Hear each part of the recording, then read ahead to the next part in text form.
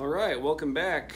Episode 3 of the 280Z rebuild that we're working on here.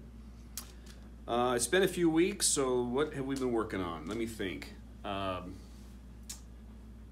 Finished assembling the motor, put everything back together, and ran into a variety of problems getting it started, which we'll go over right here. I'll show you some of the things we worked on.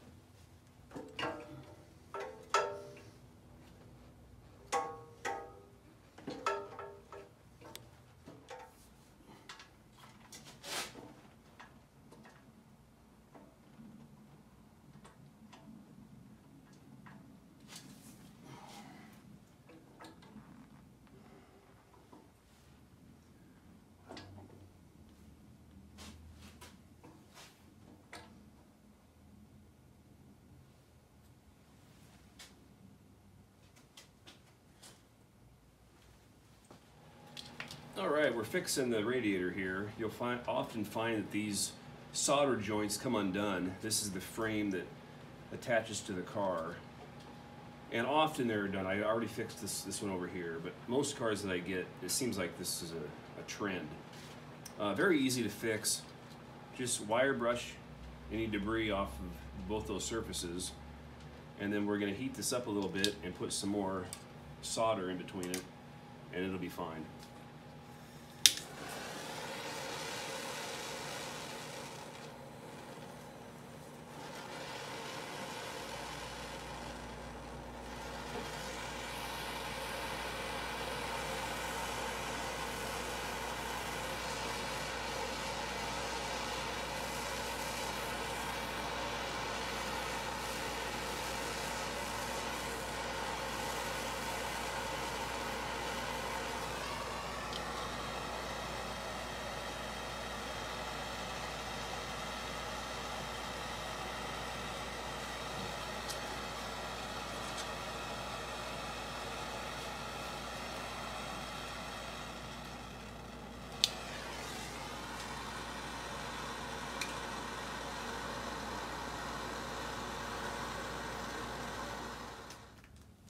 All right, so let's skip ahead a little bit. We have the engine completely installed and put back together. I'm just waiting for a couple of hoses. I ordered a factory hose for right here with the correct printing on it. And I'm waiting for the lower hose and a radiator cap. This one's gonna be also NOS Datsun cap that'll go on there. But everything else has been assembled and should be good to go. I've put oil in the motor, and I drained the gasoline tank of really old gas. We're gonna attempt to hook up the battery here and turn the fuel pump on and see if we can pump out any bad gas in the line, which I've got right up to there, before we hook up the fuel line. So aside from those hoses, the last thing I really have to work on is the throttle position sensor right here. This is off of an earlier car and it doesn't quite fit. So I either have to jerry-rig this on there with a different size screw, a longer screw, or I have to come up with the correct year for the sensor. So what I'm doing now is I'm going to hook this battery up and we're going to try to turn on the key and see what happens.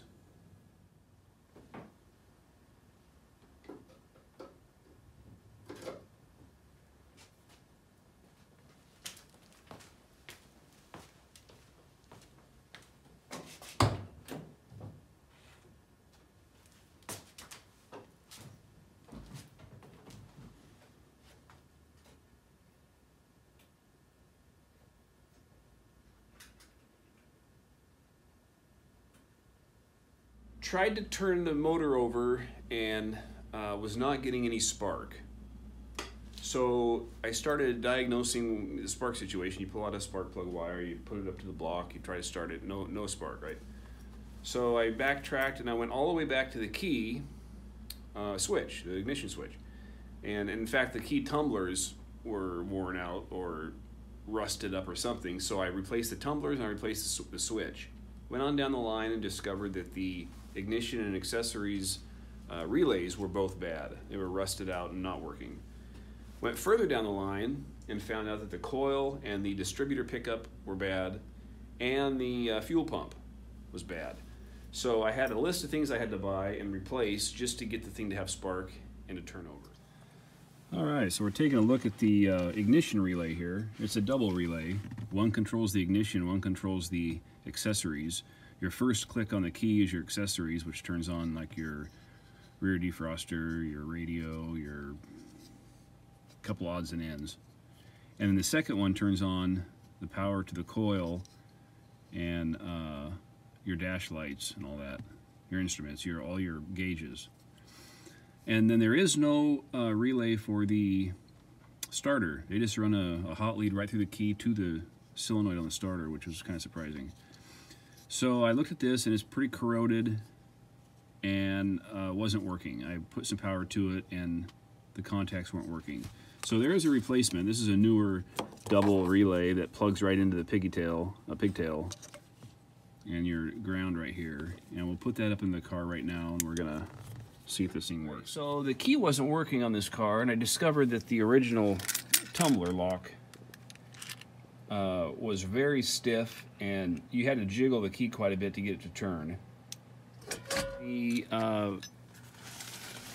ignition switch, which is back here behind the key, wasn't working at all. I put a lead on it, I tested all the different clicks and nothing was passing juice, nothing was passing a current.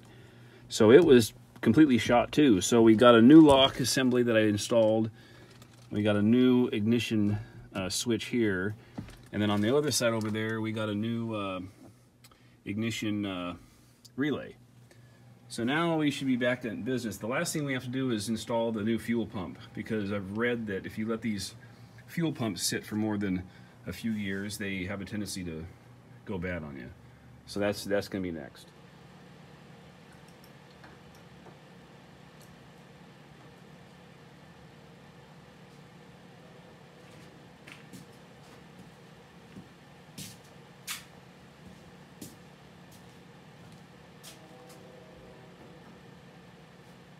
Downstream, we come to the coil and to the pickup coil and the distributor right here.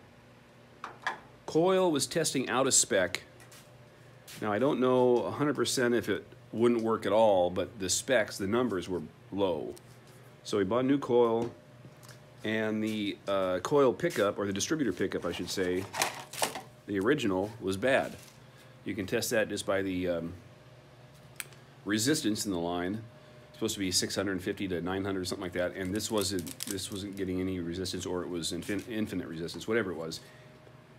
Bad. So we bought a new distributor pickup, which I'm installing right now. Now what's going to happen next is I'm going to install the pickup here. We're going to test for spark.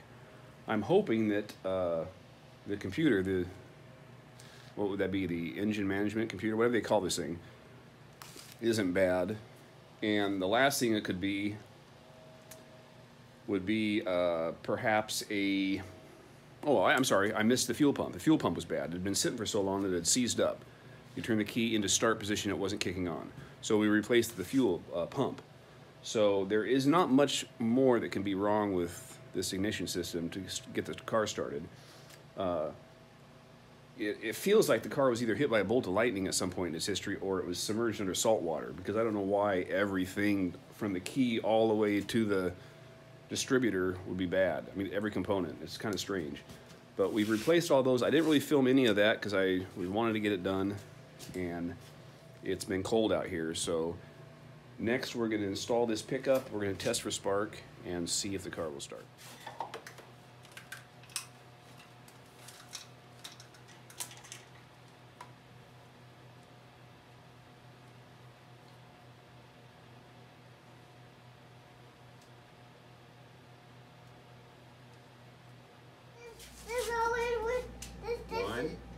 2.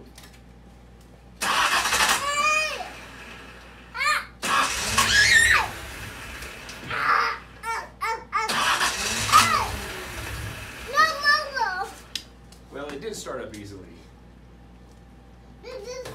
This is all big.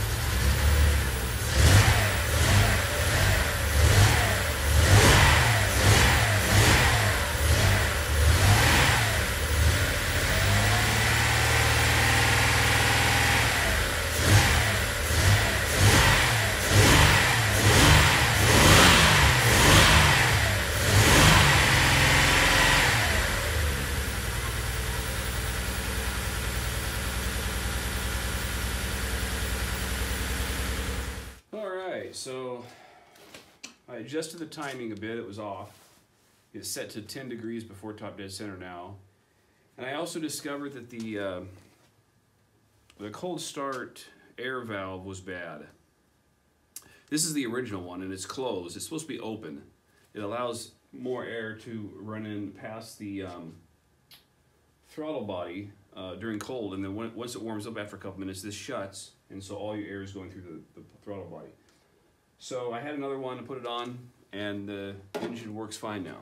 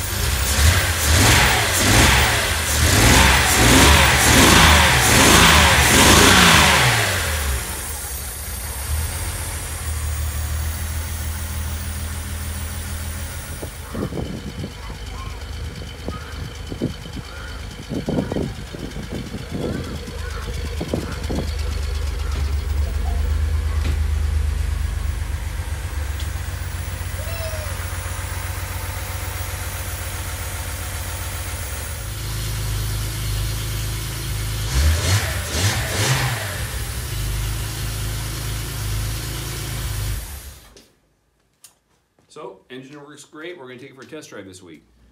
Once we replace all of those, the motor fires up. You can see right here, it runs now. The next step in the process was figuring out why it wasn't running that great. And the first thing was timing. Timing fixed a lot of it, and a couple of vacuum leaks.